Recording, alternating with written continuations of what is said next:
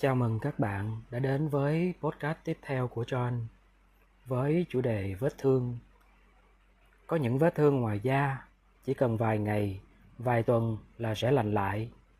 Nhưng có những vết thương lòng dù đã rất lâu rồi, mỗi lần nhớ lại lòng mình vẫn đau như cũ.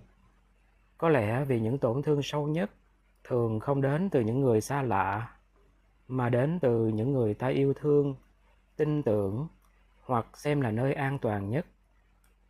Chuyện đã qua rất lâu, nhưng cảm giác thì vẫn còn ở lại.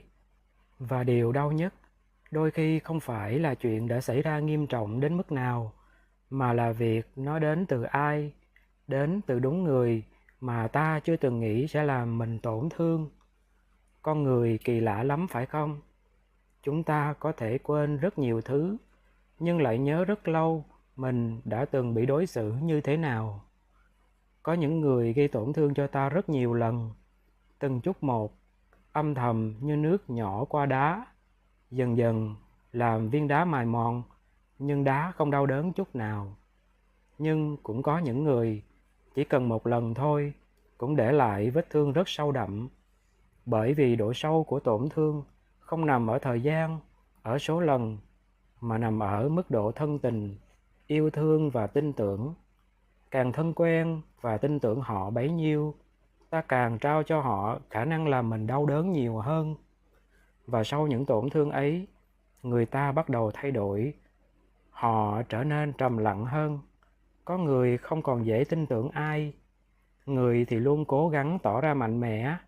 Người thì trở nên cảnh giác để sẵn sàng rời đi trước khi bị tổn thương lần nữa. Thời gian trôi qua, người ta nghĩ mình đã ổn rồi. Nhưng thật ra, họ chỉ đang tránh những điều có thể làm mình đau thêm lần nữa. Có lẽ vì vậy mà chữa lành chưa bao giờ là điều dễ dàng. Chữa lành không phải là quên đi tất cả, mà là dám thừa nhận, mình đã từng tổn thương rất nhiều. Là học cách dịu dàng hơn với chính mình, là ngừng tự trách bản thân vì những điều không thể nào kiểm soát.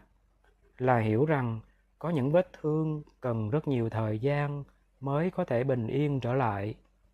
Cũng có nhiều người qua tổn thương mà bắt đầu học cách tha thứ. Nhưng tha thứ không có nghĩa là xem như chưa từng có chuyện gì xảy ra, là bỏ qua tất cả.